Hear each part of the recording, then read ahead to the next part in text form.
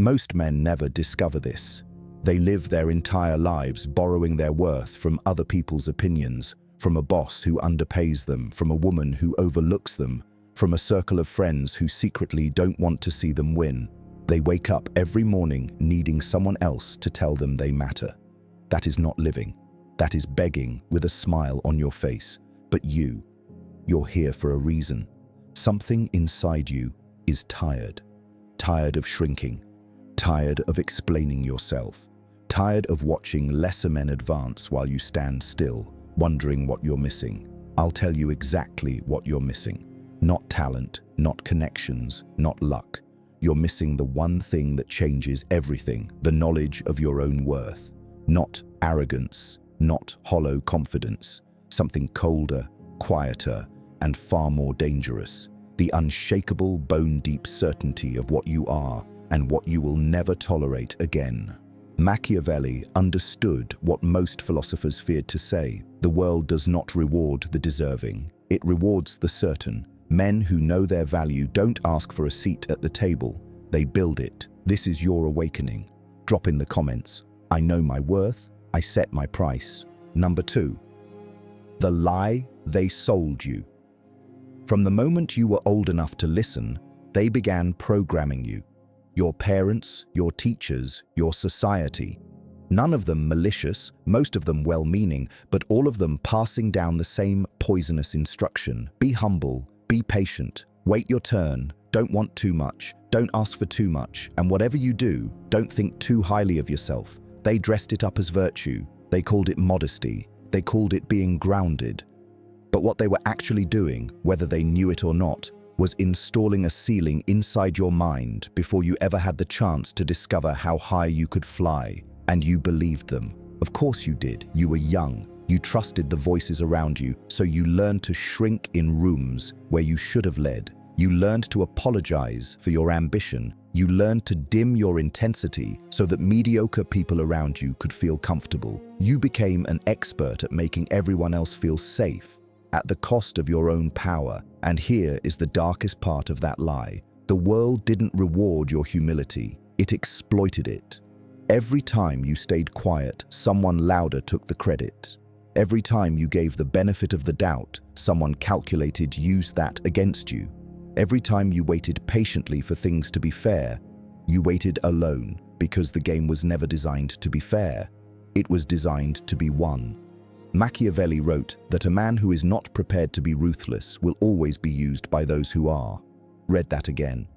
Let it settle into your chest like cold water. The lie they sold you was not about keeping you safe. It was about keeping you manageable, controllable, predictable. A man who doesn't know his worth is the easiest man in the world to manipulate. But a man who does, he becomes something the system was never built to handle. Completely, dangerously free. Comment below. I was built to win, not to be managed. Number 3. The moment everything shifts. There comes a moment in every man's life, and most men miss it entirely. It doesn't arrive with a grand announcement. It doesn't come wrapped in inspiration or surrounded by applause. It comes quietly, in the dark, usually after something breaks. After the betrayal you didn't see coming. After the opportunity that was stolen from you in plain sight. After you gave everything to something, a relationship, a career, a friendship, and received nothing in return but exhaustion and the hollow echo of your own loyalty being used against you. That moment, right there, that is not your destruction, that is your activation. Most men, when they hit that point, do one of two things. They collapse inward, numbing themselves with distraction, with substances, with meaningless noise, anything to avoid sitting with the raw, burning truth of what just happened to them. Or they explode outward, reacting with rage, with desperation, making emotional decisions that hand even more power to the people who already took from them. Both responses are understandable. Both responses are traps.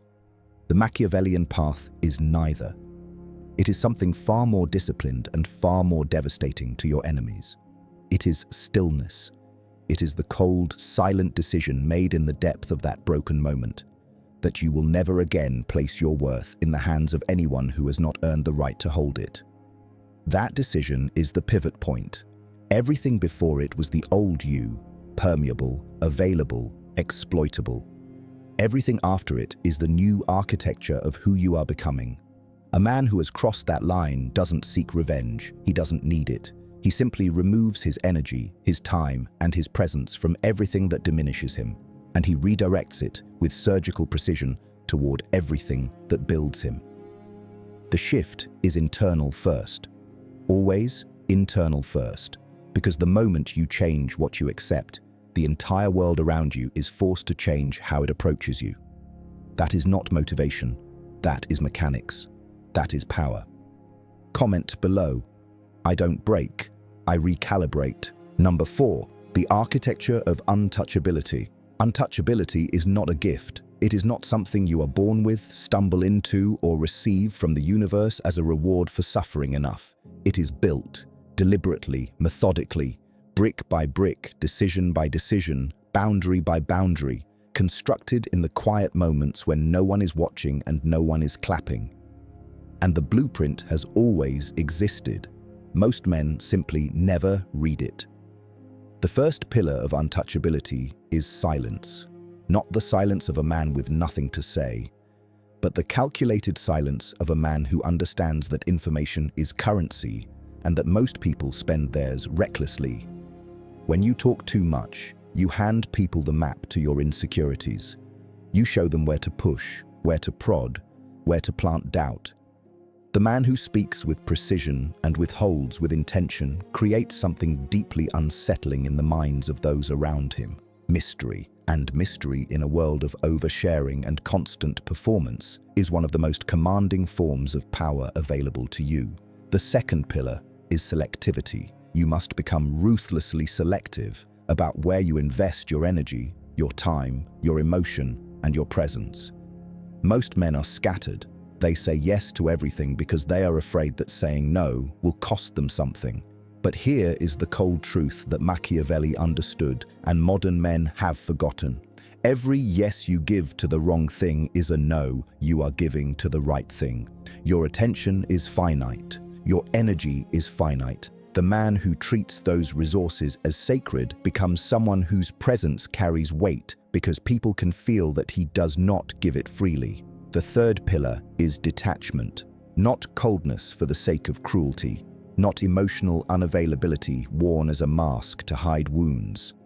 True detachment is the practiced ability to remain anchored in your own judgment when the entire world around you is trying to pull you into reaction. People will provoke you. They will test you. They will say things designed to destabilize your sense of self, to make you doubt your direction, to bring you back down to a level where you are easier to deal with. The untouchable man does not take the bait. He watches, he assesses, he responds only when it serves him, and he does so from a place of complete internal authority. The fourth pillar is vision.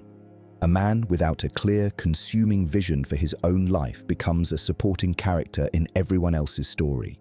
He fills his time reacting to other people's agendas, solving other people's problems, building other people's empires. Vision is not a dream. Vision is a locked target.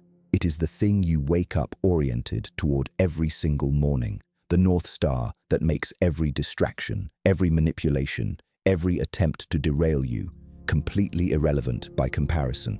When a man has that, truly has that, he becomes something that small minds cannot comprehend and insecure people cannot stand. He becomes a man on a mission, and a man on a mission is the most untouchable thing in the world. Comment below. Silence, selectivity, detachment, vision. This is my architecture. Number 5, how they will try to break you. Now we get into the dark mechanics. Because knowing your worth is only half the equation. The other half, the half most self-improvement content is too comfortable to address, is understanding exactly how people will try to strip that worth away from you the moment they sense you have found it. And they will try. Not always with malice, not always consciously, but they will try. Because a man who knows his value is a direct threat to every person in his environment who has built their sense of control around his confusion. The first method is subtle and insidious. It is the erosion of small things. They will not come for you directly in the beginning. That would be too obvious, too easy to defend against.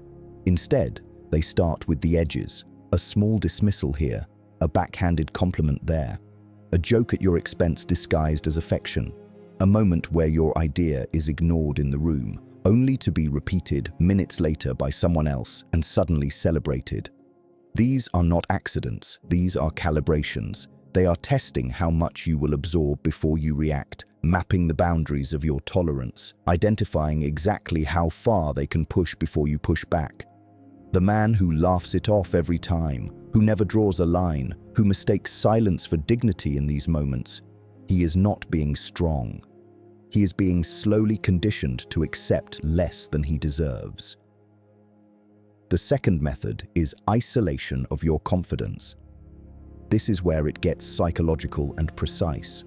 The people who want to own you, consciously or not, will systematically target the sources of your self-belief. They will minimize your achievements, reminding you of everything you haven't done yet. They will introduce doubt into your closest relationships, making you question who actually supports you. They will reframe your strengths as flaws. Your ambition becomes arrogance. Your standards become unrealistic expectations. Your boundaries become selfishness. Your silence becomes coldness. They take everything that makes you formidable and they rebrand it as a problem that needs to be fixed. And if you are not deeply rooted in your own self-knowledge, you will begin to believe them. That is the trap. That is the entire architecture of psychological control, making you the editor of your own power. The third method is the withdrawal of validation. Once they have identified that you respond to approval, and most men do because we are human and connection matters, they will use that approval as a leash.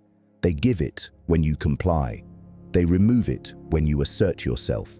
The relationship, the friendship, the professional dynamic becomes a system of reward and punishment so subtle that you barely notice you are being trained. You start softening your edges to keep the peace. You start shrinking your presence to maintain the connection. You start making yourself smaller and smaller, mistaking that smallness for maturity, for compromise, for being a good man, when in reality you are simply becoming easier to control. Machiavelli was unmistakably clear on this. The lion cannot protect himself from traps, and the fox cannot defend himself from wolves. You must be both. You must be perceptive enough to see the trap before it closes, and strong enough to confront what comes at you directly. That dual awareness, that simultaneous sharpness and strength, is what separates the man who gets played from the man who never gets touched. Know the methods. Study them without paranoia, but with precision. Because the moment you can name what is being done to you, it loses almost all of its power. You cannot manipulate a man who understands manipulation. You cannot diminish a man who has already defined himself. You cannot break what has already decided it will not bend. Comment below. You cannot manipulate a man who understands manipulation. Number 6. The cold power of self-definition. Here is where most men get it fundamentally wrong. They spend their entire lives waiting for the world to define them, waiting for the promotion that confirms their competence, the relationship that confirms their desirability, the success that confirms their potential, the validation from a father, a mentor, a peer that finally tells them they are enough. They outsource the most important job in their existence to people and systems that were never qualified to do it in the first place. And the world, being the cold and indifferent machine that it is, will always define you in whatever way is most convenient for the people around you. Your employer will define you by your output. Your competition will define you by your weaknesses. Your enemies will define you by your failures. Your insecure friends will define you by the version of you that makes them most comfortable, which is always the smallest version, always the most manageable, always the one least likely to outgrow the room and expose how little they have grown themselves. This is why self-definition is not vanity. It is not narcissism. It is not delusion. It is the most rational, most strategic, most Machiavellian move available to any man who intends to live on his own terms. When you define yourself, clearly, deliberately, and without apology, you remove the most dangerous weapon from every person who has ever tried to use you, because you cannot reframe a man who has already framed himself. You cannot diminish a man who has already taken full inventory of his own value. You cannot install doubt in a mind that has already done the hard work of building certainty. Self-definition begins with a ruthless audit, not of your achievements, those are surface, not of your reputation, that belongs to other people's perception, but of your character, your principles, your non-negotiables, and your vision. You must know, with the kind of clarity that survives pressure, exactly what you stand for and exactly what you will never stand for again. You must know which lines exist in your life, not because someone told you to draw them, but because you drew them yourself after understanding the cost of living without them. That knowledge becomes your foundation. And a man with a foundation cannot be toppled, he can only be tested. Then comes the harder part.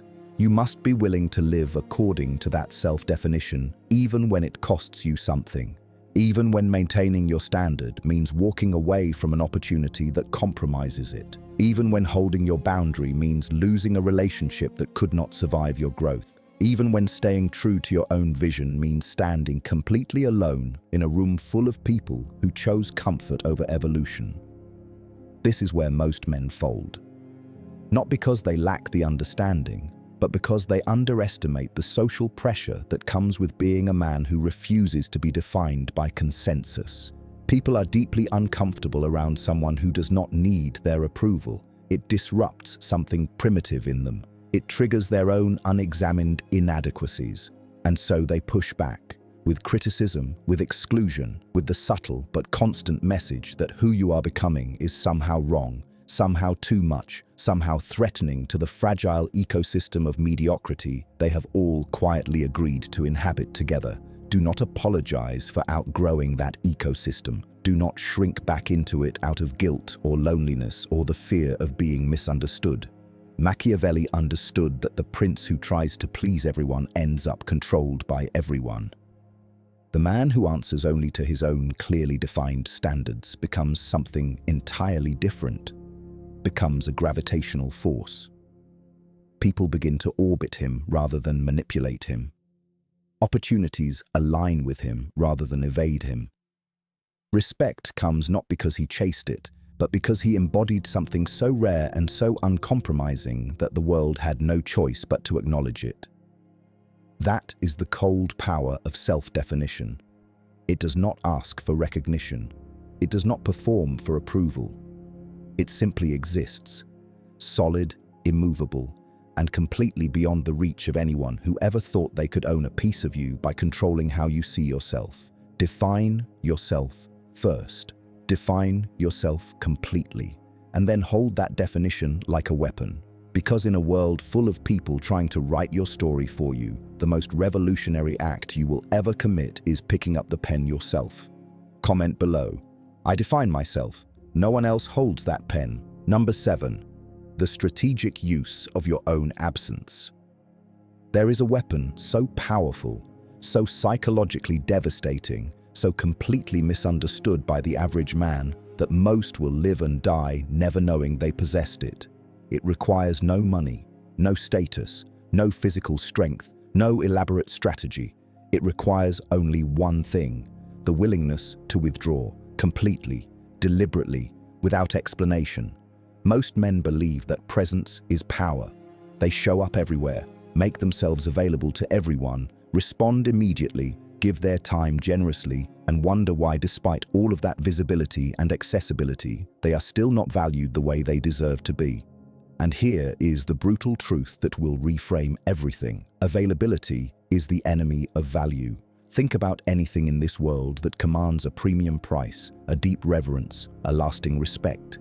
It is never the thing that is everywhere, accessible to everyone, given freely without condition. It is always the thing that is rare, selective, and difficult to reach. Water is abundant, so men waste it. Diamonds are scarce, so men sacrifice for them. This is not complicated economics. It is human psychology operating exactly as it was designed.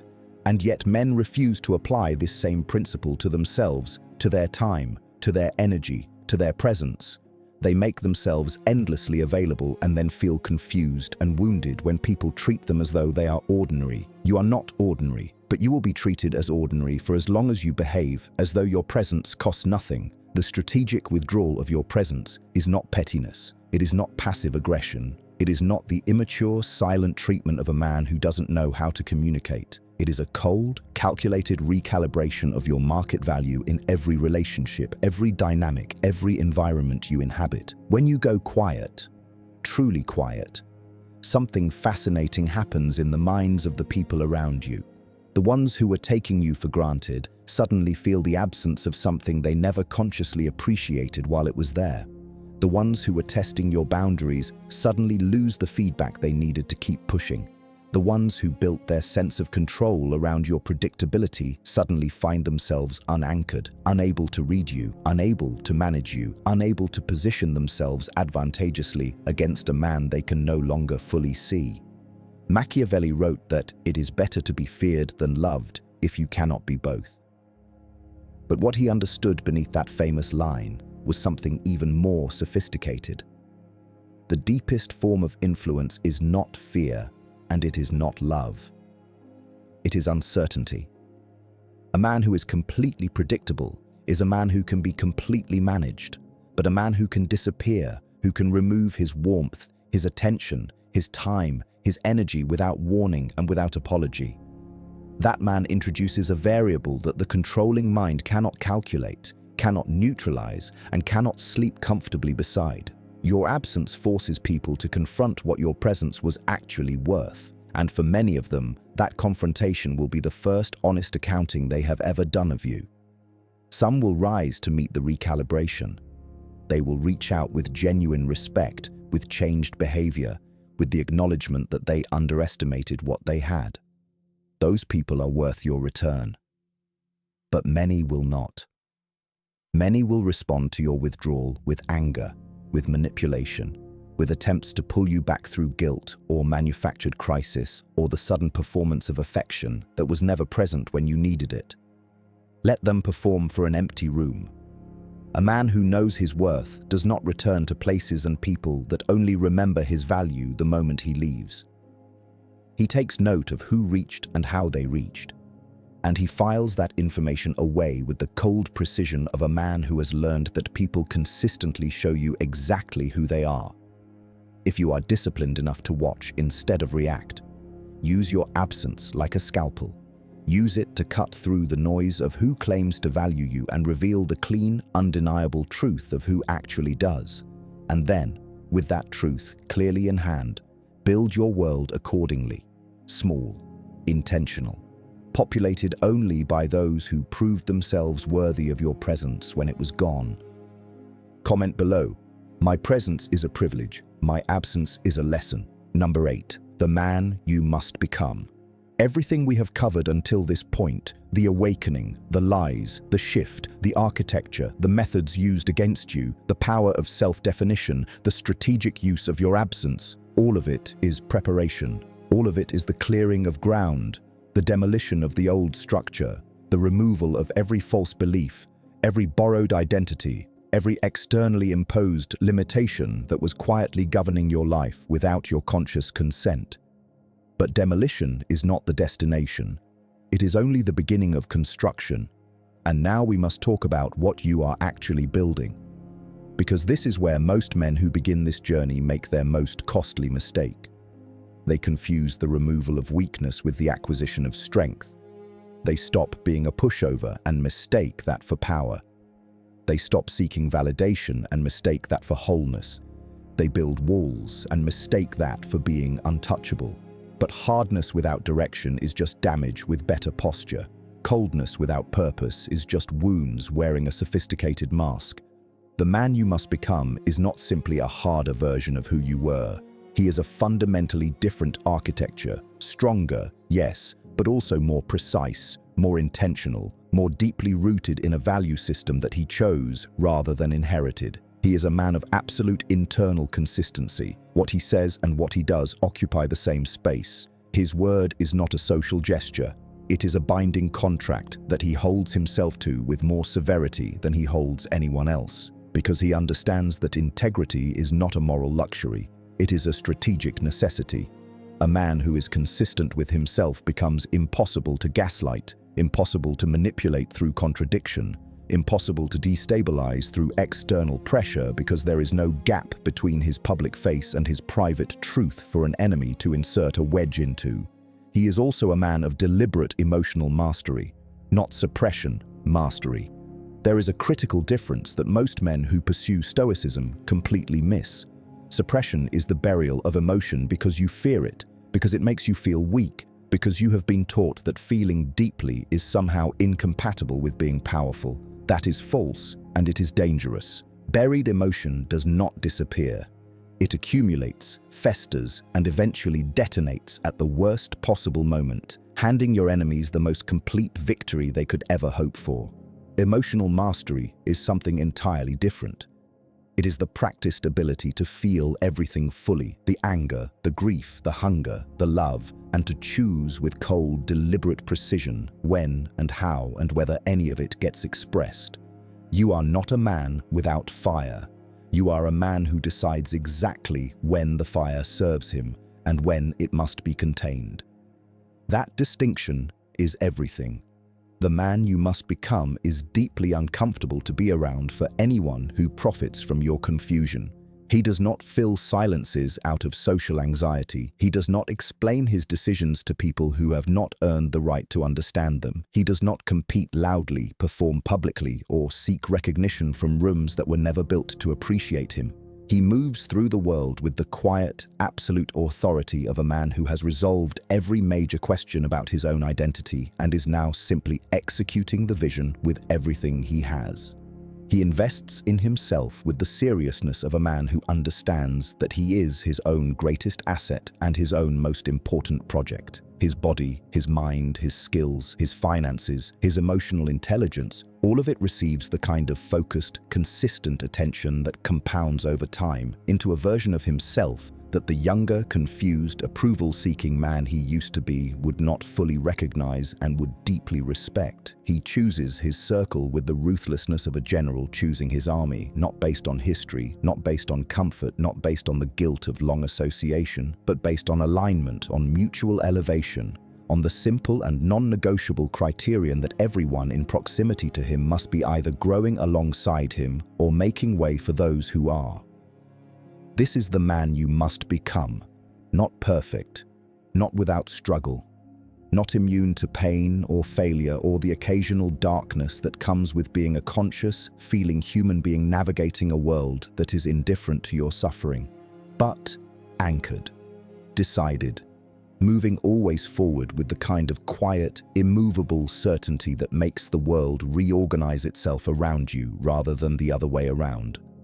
Start today. Not tomorrow, not when the conditions are better, or the timing is right, or you feel fully ready.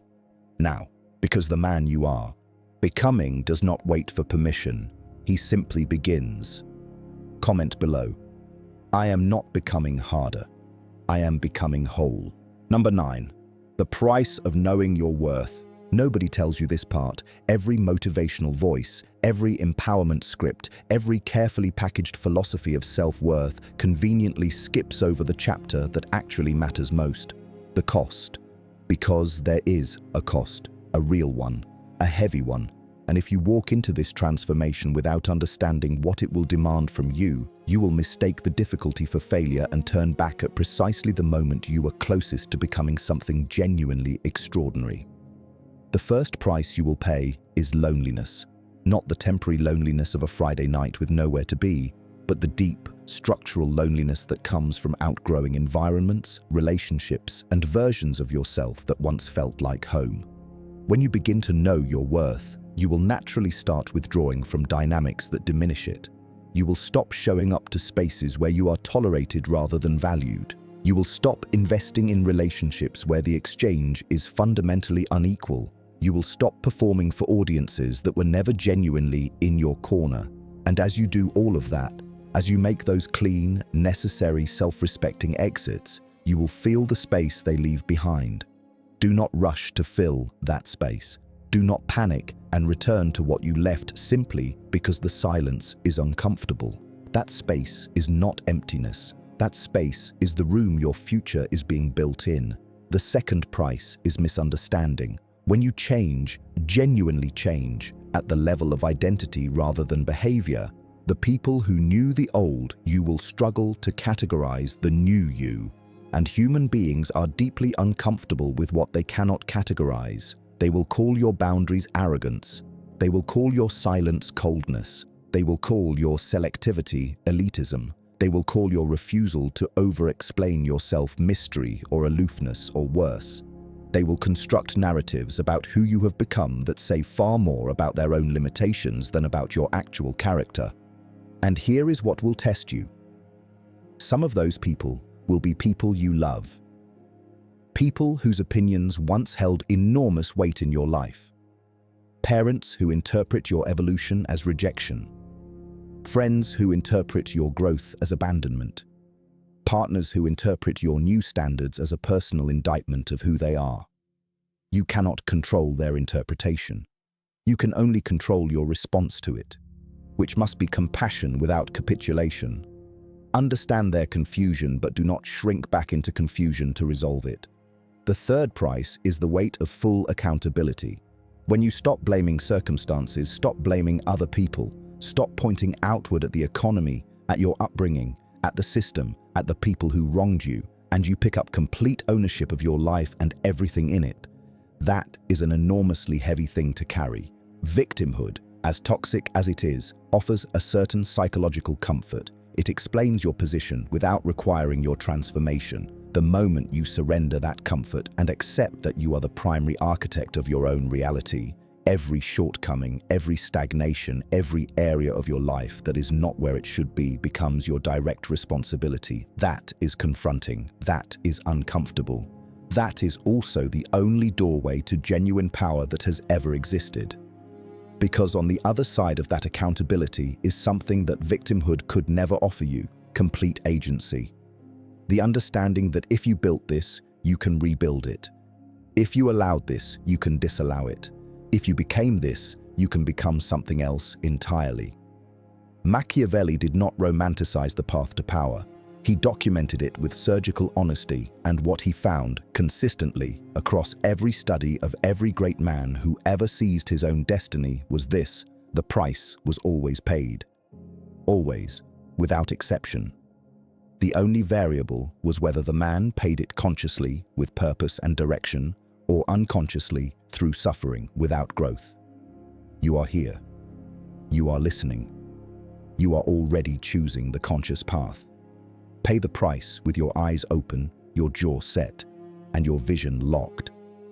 Because what waits on the other side of that payment is not just success, it is sovereignty, complete, unborrowable, unbreakable sovereignty over your own existence. And that is worth every single thing it costs you. Comment below: I will pay the price. Sovereignty is worth every cost. Number 10. The final word.